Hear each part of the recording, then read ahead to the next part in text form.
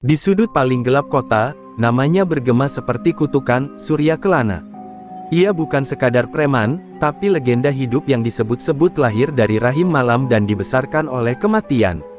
Anak-anak dilarang menyebut namanya selepas maghrib. Para sesepuh hanya berbisik tentangnya saat kemenyan dibakar. Di balik tubuh kekarnya yang dipenuhi raja mistis, tersembunyi jiwa yang telah lama dijual pada kegelapan. Konon, Surya Kelana muda pernah menjadi manusia biasa. Namun, setelah keluarganya dibantai oleh sekelompok perampok, ia menghilang ke dalam rimba, hanya untuk kembali 3 tahun kemudian, dengan tatapan kosong, tubuh dingin, dan kekuatan tak masuk akal. Satu kampung yang mengejeknya waktu itu, musnah dalam semalam. Tak tersisa satupun nyawa, hanya bau anyir dan suara tangisan dari balik reruntuhan. Ia dikenal mampu berjalan di atas bara api, mematahkan besi dengan tangan kosong, dan kebal terhadap peluru. Beberapa saksi bahkan melihatnya berbicara dengan bayangan sendiri di tengah malam, atau tertawa sendirian di kuburan. Ia bukan sekadar musuh bagi para penegak hukum, tapi momok yang tak berani disentuh oleh dunia gaib sekalipun. Dukun-dukun sakti hanya bisa menggeleng bila diminta menandinginya. Dari Banyuwangi hingga ke Semarang, jejaknya penuh darah dan bangkai. Terminal, pasar, bahkan jalur penyelundupan internasional berada dalam genggamannya. Siapapun yang melawan, menghilang. Siapapun yang membangkang, dikutuk. Ia menciptakan kerajaan kegelapan tanpa mahkota, tapi semua orang tunduk. Bahkan preman-preman senior menyembahnya seperti dewa jalanan. Tapi Surya tak hanya sakti, ia juga kejam dan tak mengenal ampun. Ia pernah membakar seluruh keluarga seorang pemuda hanya karena dituduh mengintip ritualnya. Pernah pula menggantung kepala musuhnya di pintu pasar sebagai peringatan. Tak pernah ada kasih dalam hatinya, hanya dendam yang tumbuh liar seperti ilalang di tanah kuburan. Namun, semakin kuat ia menjadi, semakin terganggu tidurnya.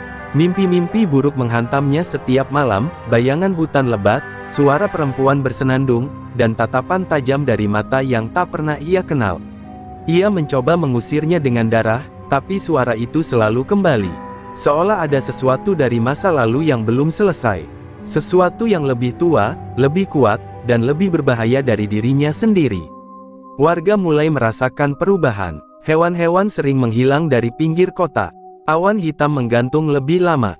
Dan di beberapa malam, terdengar jeritan dari arah timur, dari batas hutan yang dikenal dengan nama terlarang, Alas Purwo. Konon, tempat itu hanya bisa dimasuki oleh mereka yang telah dipilih oleh alam.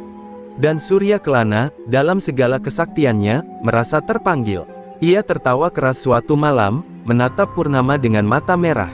Jika ada yang berani menantangku, katanya, aku akan temui dia di gerbang Alas Purwo.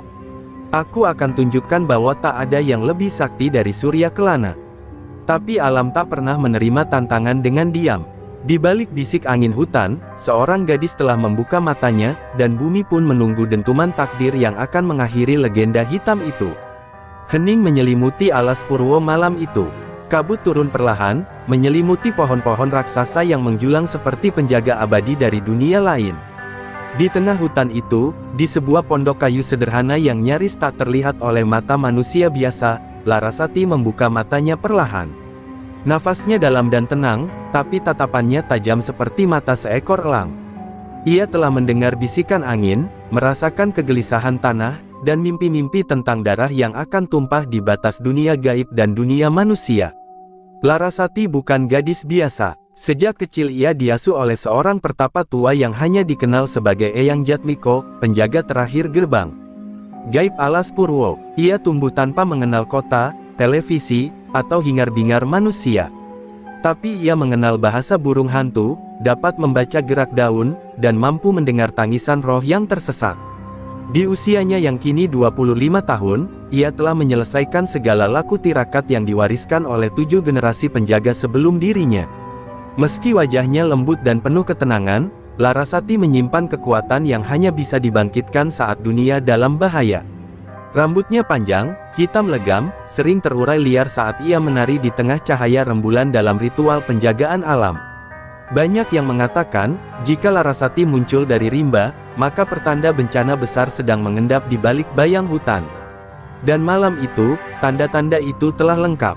Burung-burung gagak berputar di atas langit, hewan-hewan kecil turun dari pohon dan menghilang dari sekitar pondok. Roh-roh leluhur berbisik dalam gelisah dari pepohonan. Larasati duduk di tengah lingkaran batu purba, lilin-lilin menyala di sekelilingnya, dan dupa membubung ke langit malam. "Aku tahu siapa yang datang," bisiknya lirih. "Yang mengusik batas ini bukan manusia biasa. Ia membawa luka lama yang belum ditebus." Dalam penglihatannya, ia melihat sosok Surya Kelana berdiri di depan gerbang gaib alas Purwo. Tatapannya menantang, tapi di baliknya ada kesedihan yang dalam, kesedihan yang telah membusuk menjadi kebencian. Larasati tahu, kekuatan pria itu tidak berasal dari tubuhnya saja, tapi dari kegelapan yang ia pelihara dalam jiwanya. Dan hanya cahaya dari tanah suci inilah yang bisa menghentikannya. Tapi cahaya itu, hanya bisa dibangkitkan oleh seseorang yang rela mengorbankan segalanya.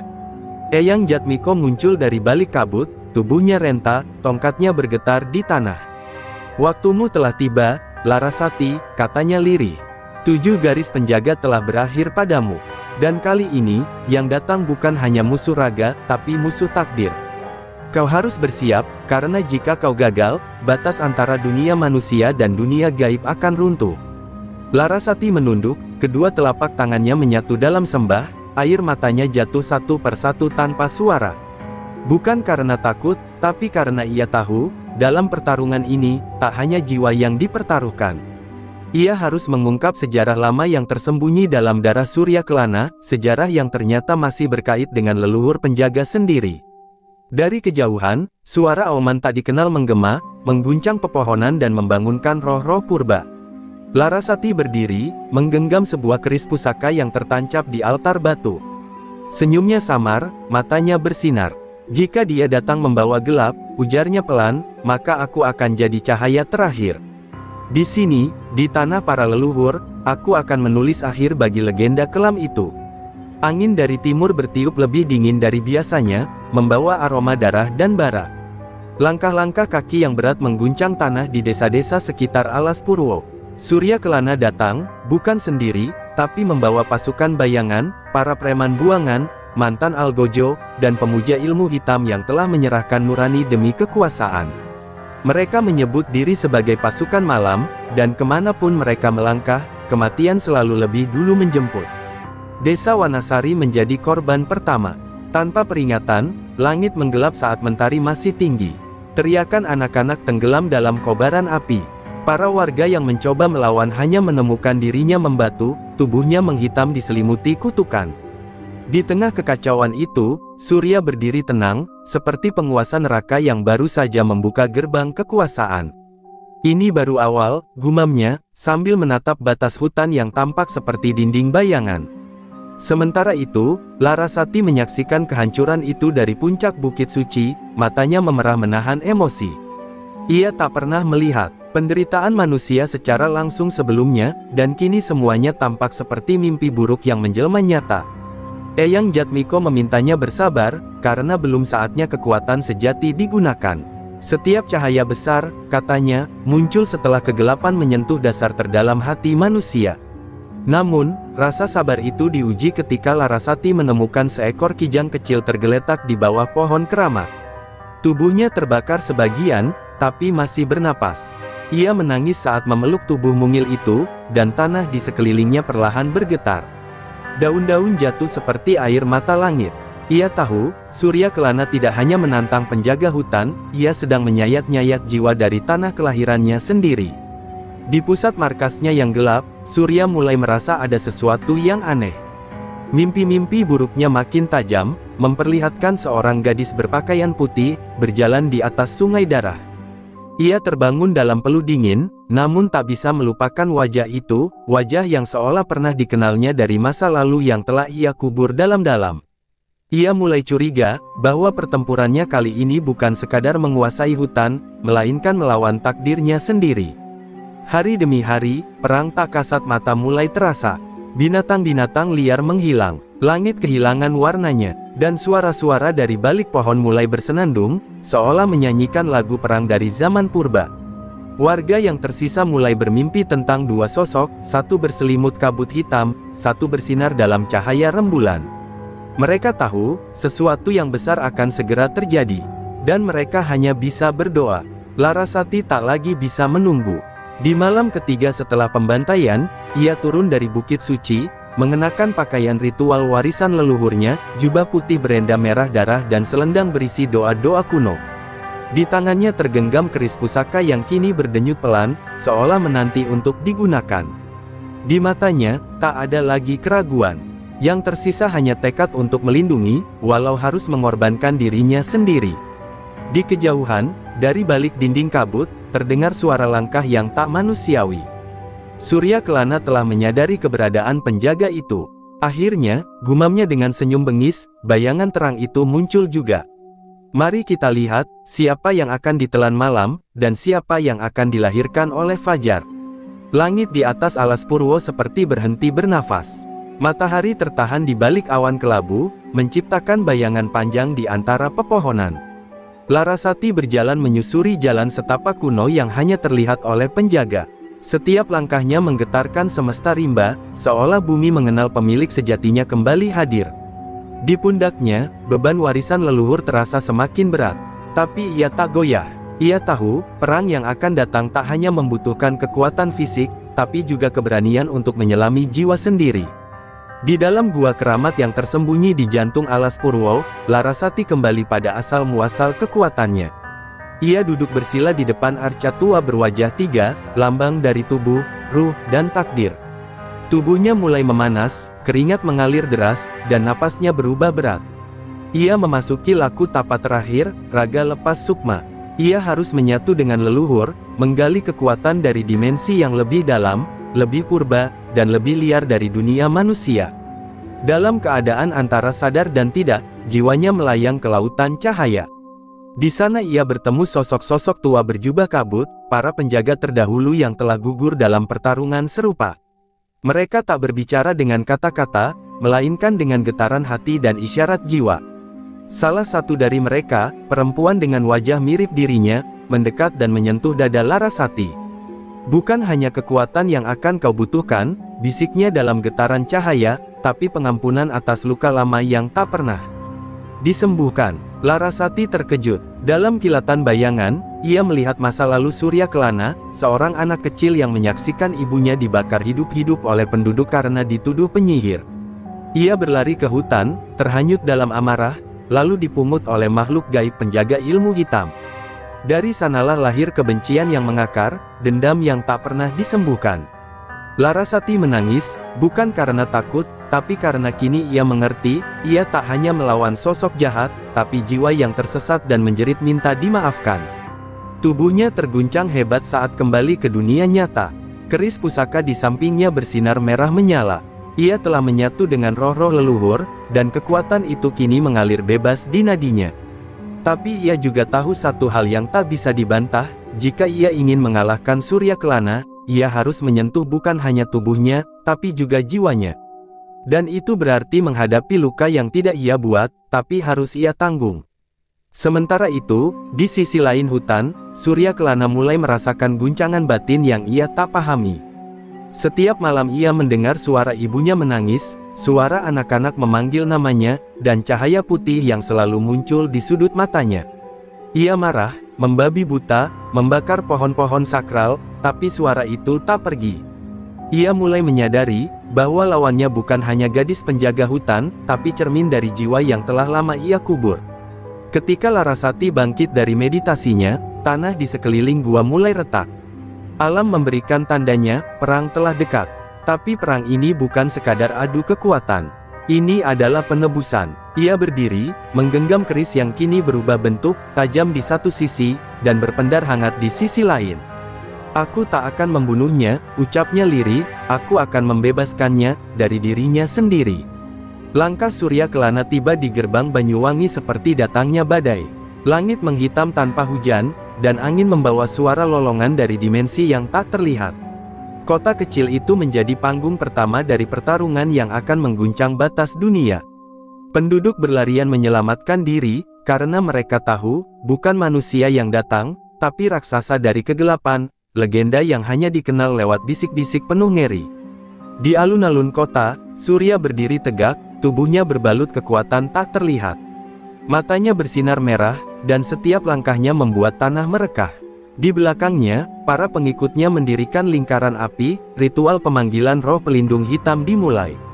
Mereka menari liar, menjerit, menancapkan belati ke dada mereka sendiri demi kekuatan. Banyuwangi bukan lagi kota, tapi medan perang antara manusia dan bayangan. Namun sebelum ritual selesai, angin mendadak berbalik arah. Kabut putih turun cepat seperti embun dari langit surga. Di tengah alun-alun yang penuh api dan darah, sosok Larasati muncul, berjalan tenang mengenakan jubah suci dan selendang doa. Semua suara terhenti, api seperti terdiam, dan waktu seolah menunduk pada kehadirannya. Ia tak membawa pasukan, ia hanya datang seorang diri, tapi keheningannya lebih menakutkan daripada teriakan 1000 tentara. Surya Kelana, suaranya menggema, meski lirih. Aku datang bukan untuk mengutukmu. Aku datang untuk menyudahi penderitaanmu, dan penderitaan semua jiwa yang ikut terseret dalam gelapmu. Surya tertawa keras, tawanya memecah langit. Kau pikir bisa menyentuhku dengan kata-kata? Aku bukan manusia lagi. Tapi Larasati hanya menatap, dan dalam tatapan itu, Surya melihat sesuatu yang tak pernah ia lihat sejak kecil, belas kasih. Tiba-tiba tanah bergetar, roh-roh hitam yang dipanggil pengikut Surya menjerit, tak sanggup mendekat pada cahaya Larasati.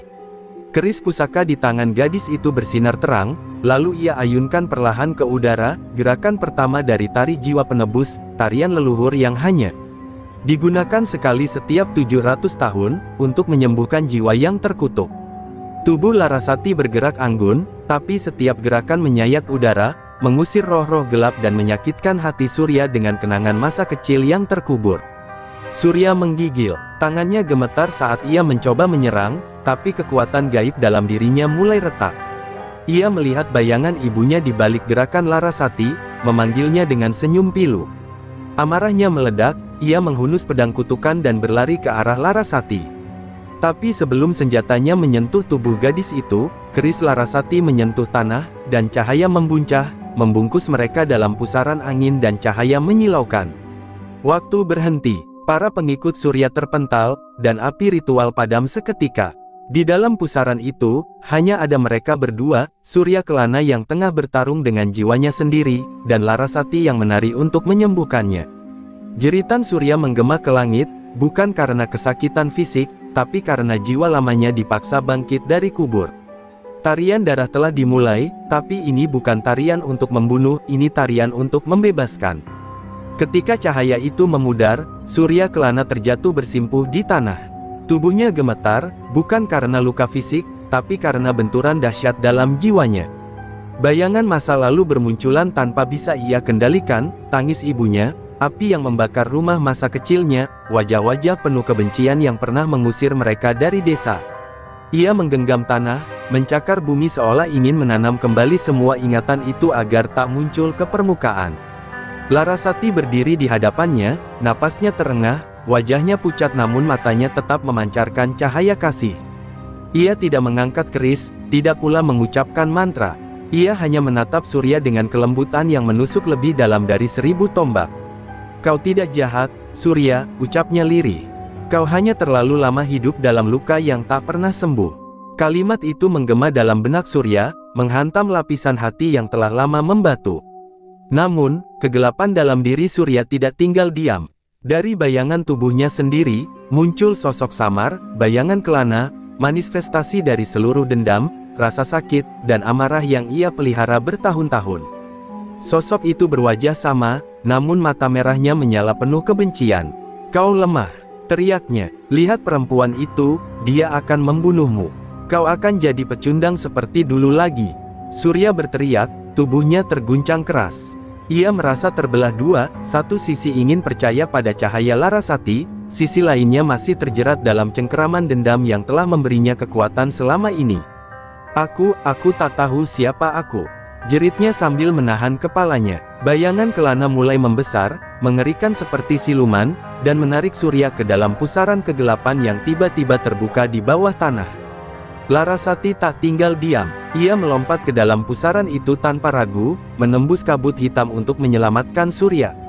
Di dalam dimensi itu, ia bertemu dengan berbagai bentuk trauma Surya, dirinya sebagai bocah ketakutan, remaja penuh amarah, hingga lelaki dewasa yang kehilangan harapan. Setiap sosok menyerang Larasati, menolak disembuhkan. Tapi Larasati terus mendekap mereka satu persatu, membisikkan doa-doa penyembuhan dalam bahasa roh. Di titik terdalam pusaran itu, Larasati menemukan Surya terbaring lemas, tubuhnya nyaris menyatu dengan bayangan Kelana. Ia menggenggam tangan Surya dan menatap matanya. Kalau kau benar-benar ingin bebas, maka bukan aku yang harus melawan sisi gelapmu, tapi dirimu sendiri. Suaranya pelan, tapi cukup kuat untuk mengguncang dinding dimensi itu. Surya membuka mata, dan untuk pertama kalinya, menatap dirinya sendiri, bukan dengan kebencian, tapi dengan rasa iba. Dengan segenap sisa kekuatannya, Surya bangkit dan menantang bayangan Kelana. Mereka bertarung bukan dengan senjata, tapi dengan kebenaran yang telah lama disangkal. Surya berteriak, menangis, memohon ampun pada diri sendiri. Dan saat ia akhirnya memeluk bayangan itu, tubuh siluman menghilang, menyatu kembali ke dalam dirinya. Cahaya besar meledak, dan keduanya, Surya dan Larasati, terhempas keluar dari pusaran, kembali ke dunia nyata. Langit Banyuwangi berubah cerah, kabut menghilang, roh-roh hitam tak lagi terasa.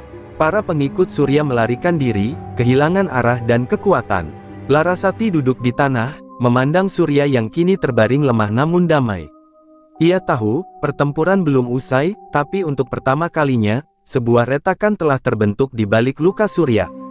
Retakan tempat cahaya mulai menyusup perlahan-lahan. Surya Kelana terbaring dalam diam, napasnya terengah namun matanya bening, bersih dari kabut dendam yang selama ini menyelimutinya. Tapi kedamaian itu tak berlangsung lama. Dari kejauhan, tanah bergemuruh hebat, dan langit menghitam kembali. Larasati berdiri, nalurinya langsung tahu, kekuatan kegelapan yang selama ini menopang Surya tidak sepenuhnya hilang, karena ada entitas lain yang diam-diam memanfaatkan tubuh Surya untuk bersemayam, sosok purba dari zaman sebelum manusia menginjak tanah Jawa. Tanah di tengah alun-alun retak. Dari celahnya muncul kabut pekat, lalu terdengar suara tawa berat yang menggema seperti guntur. Dari kegelapan itu, bangkit sosok bertubuh raksasa, bermata banyak, dengan kulit hitam mengilat seperti arang basah. Kaladasa, roh penguasa kegelapan yang selama ini menjadi akar kekuatan Surya, kini terlahir kembali karena ikatan lama yang terputus paksa. Ia meraung, menuntut tubuh Surya dikembalikan, karena tubuh itu telah menjadi janjinya sejak Surya kecil memohon kekuatan dalam dendam. Manusia lemah tak layak menentukan takdirnya. Geram Kaladasa. Larasati berdiri di hadapan raksasa itu, tubuhnya gemetar tapi sorot matanya tetap teguh. Ia tahu, pertarungan ini adalah ujian terakhir. Bukan hanya demi menyelamatkan Surya, tapi untuk memastikan bahwa kegelapan tak lagi berakar di bumi manusia. Ia mencabut kerisnya, tapi cahaya keris itu kini redup, karena keris leluhur hanya bisa bersinar dalam niat yang suci, bukan dalam kemarahan atau keputusasaan. Surya mencoba bangkit, namun tubuhnya lemah. Ia menatap Larasati dengan mata yang dipenuhi rasa bersalah. Ini semua karena aku, biarkan aku yang mengakhirinya, katanya dengan lirih. Tapi Larasati menggeleng pelan, tak ada satu jiwa pun yang lahir hanya untuk menebus dosa. Kau lahir untuk memilih, dan kau telah memilih terang. Kata-katanya seperti mantra, membuat kerisnya kembali berpendar perlahan, bersiap menghadapi sosok yang mengancam semesta. Pertarungan dimulai. Kaladasa menyerang dengan kekuatan gaib yang menghancurkan batu dan membelah udara. Larasati menari menghindar, memanggil kekuatan leluhur yang tersisa dalam dirinya. Gerakan-gerakannya bukan hanya bela diri, tapi doa yang menembus dimensi. Setiap ayunan keris menyayat tubuh bayangan Kaladasa, tapi kekuatan makhluk itu seolah tak berkurang. Dalam satu hentakan, Larasati terpental jauh, darah mengucur dari pelipisnya.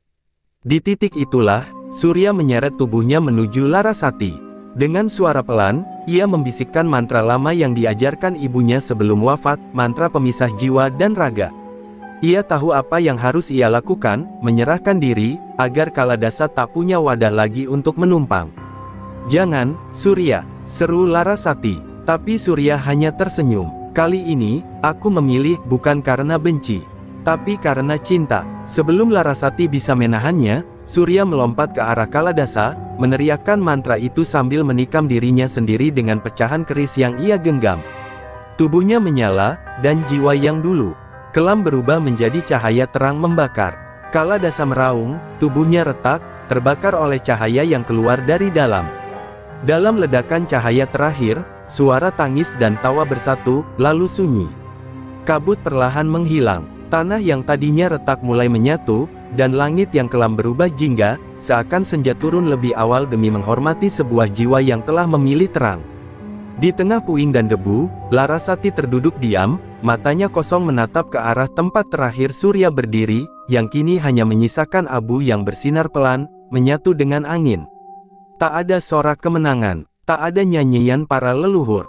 Hanya kesunyian yang turun seperti tirai, menyelimuti seluruh Banyuwangi dengan kesedihan yang dalam.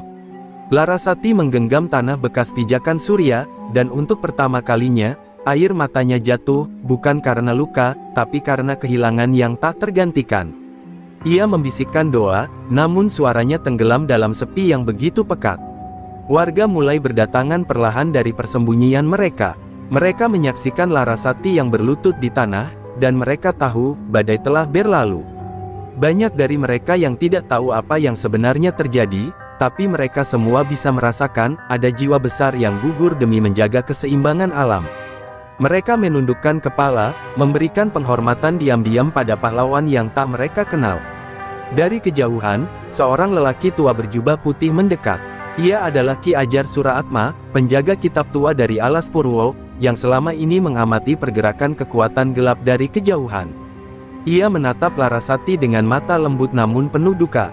Pengorbanannya membuka jalan bagi terang, tapi luka dalam dirimu tidak akan sembuh dengan waktu, hanya dengan penerimaan, ujarnya pelan. Larasati tak menjawab. Ia hanya berdiri perlahan, membawa abu surya dalam sehelai kain putih, lalu berjalan tanpa arah. Ia tak kembali ke Alas Purwo, tak pula menetap di Banyuwangi. Ia memilih menjadi pengembara, menebarkan ajaran dan harapan, mencari tempat-tempat yang pernah disentuh kegelapan untuk menyembuhkannya. Ia tahu, tugasnya belum selesai. Tapi hatinya telah kehilangan bagian yang tak akan pernah tergantikan. Di malam hari, saat bulan penuh bersinar, Larasati duduk di bawah pohon tua dan membuka kain abu itu. Ia berdoa, dan angin malam membawanya naik ke langit, berpijar sebentar sebelum menghilang. Dalam hembusan angin, ia seakan mendengar suara surya, "Terima kasih karena telah percaya bahwa aku bisa berubah." Larasati menatap langit dengan senyum getir. Ia tak membalas. Ia hanya menatap, dan membiarkan sepi yang menjawab. Dalam keheningan itu, bumi seperti menarik napas panjang. Tidak ada lagi rintihan roh gelap, tidak ada lagi bayang-bayang hitam di sudut-sudut malam. Hanya bintang yang perlahan muncul satu persatu, menyinari perjalanan Larasati yang kini berjalan sendirian. Tapi dalam kesendiriannya, ia membawa warisan yang tak ternilai, keberanian untuk memaafkan, dan kekuatan untuk mengakhiri siklus dendam yang sudah terlalu lama menguasai tanah leluhur. Bertahun-tahun berlalu, namun langkah Larasati tak pernah berhenti. Ia menjadi legenda yang berjalan dalam diam, wanita berjubah putih yang datang ke desa-desa yang muram, membebaskan tempat-tempat yang dihuni sisa-sisa kegelapan.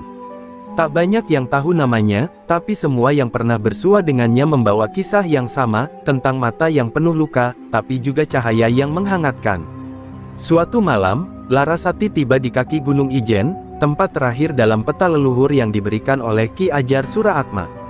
Gunung itu tidak hanya menyimpan keindahan api biru, tapi juga dipercaya sebagai gerbang arwah para pejuang lama.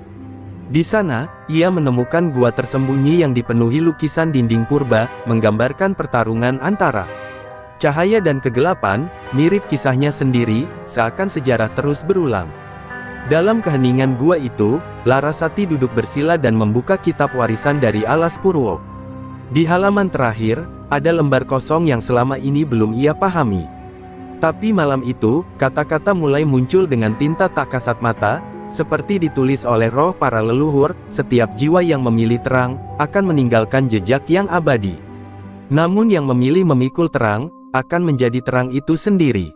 Air mata Larasati jatuh perlahan. Ia sadar, semua yang ia lakukan bukan hanya untuk menebus surya atau menyembuhkan masa lalu, tapi untuk menciptakan jalan baru bagi masa depan. Di depan gua, ia menancapkan keris warisan yang dulu ia gunakan melawan Kaladasa. Cahaya dari bilahnya merambat ke dinding gua, membentuk garis cahaya yang menghubungkan simbol-simbol leluhur. Dan untuk pertama kalinya sejak pengorbanan surya, Larasati merasa pulang. Namun kedamaian itu terganggu oleh bisikan samar di antara pepohonan. Bukan dari roh, tapi dari manusia. Sekelompok pemuda bersenjata muncul, mereka adalah pengikut terakhir dari aliran kegelapan yang masih hidup, yang menolak menerima kekalahan dan ingin membangkitkan kekuatan lama dengan darah Larasati. Mereka melihatnya bukan sebagai wanita, tapi sebagai ancaman terhadap kepercayaan mereka yang telah memudar. Larangan tak berlaku. Larasati tidak melawan dengan senjata, tapi dengan kata-kata dan cahaya di matanya. Ia menawarkan pilihan, seperti dulu ia lakukan pada Surya. Tapi pemimpin mereka, seorang pemuda angkuh yang mengaku keturunan Kaladasa, justru tertawa menghina. Kau pikir terang bisa menyelamatkan kami dari kemiskinan, ketakutan, dan amarah yang diwariskan oleh dunia ini? Larasati berdiri, wajahnya tak berubah. Tapi suara angin tiba-tiba berubah menjadi nyanyian, nyanyian dari tanah, dari leluhur, dari jiwa-jiwa yang telah ia bebaskan. Pohon-pohon bergetar, dan cahaya dari keris yang tertancap di gua menyala terang. Para pemuda itu terdiam. Hati mereka, yang tertutup oleh benci, mulai retak. Pemimpin mereka terisak, bukan karena kekalahan, tapi karena untuk pertama kalinya, ia merasa dipahami. Malam itu, api unggun dinyalakan di kaki gunung. Para pemuda duduk mengelilingi Larasati, mendengarkan kisahnya, menangis, tertawa, dan menyesali jalan gelap yang mereka pilih. Disinilah Larasati tahu, bahwa jejak yang ia tinggalkan bukan hanya di tanah leluhur, tapi juga di hati generasi baru yang siap menjaga terang setelahnya. Matahari mulai terbit, menyapu kabut malam yang masih tersisa di kaki Gunung Ijen. Api unggun yang semalam menyala perlahan redup, tapi kehangatannya tetap terasa, seperti simbol harapan yang tak pernah padam. Larasati berdiri di tengah lingkaran pemuda yang kini telah berubah, wajah mereka menatapnya penuh rasa hormat dan kepercayaan. Ia tahu, tugasnya kini sudah melewati dirinya, terus hidup dalam hati mereka. Namun, bayangan masa lalu tetap hadir dalam benaknya. Kenangan akan Surya, sang preman sakti yang dulu ditakuti, kini menjadi pengingat abadi bahwa setiap jiwa memiliki kesempatan untuk berubah. Larasati menyentuh keris warisan leluhur yang masih tersimpan di pinggangnya, dan sebuah tekad baru tumbuh dalam hatinya, untuk menjaga agar cahaya itu terus menyala, melindungi dunia dari kegelapan yang selalu mengintai. Saat para pemuda mulai beranjak, Larasati memanggil mereka kembali.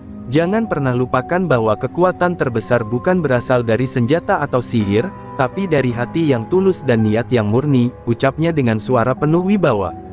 Kalian adalah penjaga terang yang sesungguhnya, warisan dari leluhur yang telah mempercayakan bumi ini kepada kita. Malam itu, mereka mendirikan sebuah tugu batu di kaki gunung, diukir dengan lambang keris dan api biru. Ijen, sebagai tanda bahwa cahaya selalu ada di tengah kegelapan. Tugu itu menjadi tempat berkumpul, tempat cerita tentang Larasati dan Surya diwariskan dari generasi ke generasi. Sebuah cerita tentang keberanian, pengorbanan, dan cinta yang mampu menaklukkan bayang-bayang terdalam. Larasati memandang ke puncak gunung, di mana asap api biru mengalir lembut ke langit. Ia merasakan kehadiran Surya di sana, bukan sebagai bayangan kelam, tapi sebagai cahaya yang abadi. Dalam hatinya, ia berbisik, "Kau telah menemukan damai, seperti aku akan menemukan jalanku. Terima kasih telah menjadi bagian dari perjalanan ini." Dengan langkah mantap, Larasati mulai turun gunung, meninggalkan tugu dan para pemuda yang kini siap melanjutkan perjuangan. Ia tahu, jalan ke depan penuh tantangan, tapi ia tak lagi sendiri. Setiap jejak langkahnya akan selalu beriringan dengan cahaya yang tak pernah padam, cahaya yang lahir dari keberanian untuk berubah dan memaafkan. Ketika fajar benar-benar menyingsing, Larasati menghilang di balik kabut pagi, meninggalkan dunia dengan harapan baru. Cerita tentang sang gadis dari alas Purwo dan preman paling sakti itu pun menjadi legenda, menjadi pelajaran bahwa dalam kegelapan sekalipun, selalu ada kesempatan untuk menemukan cahaya sejati. Di sana, di kaki gunung yang abadi, terang itu akan terus menyala. Tak pernah padam.